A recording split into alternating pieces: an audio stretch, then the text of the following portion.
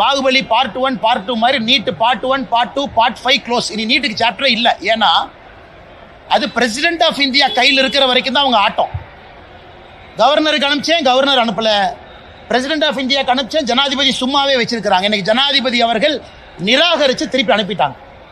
அதாவது நீங்க சொல்லி இருக்கக்கூடிய விஷயத்தை நாங்கள் ஏற்றுக்க மாட்டோம், நீங்க சொல்லி இருக்கக்கூடிய காரணங்களையும் ஏற்றுக்க மாட்டோம்.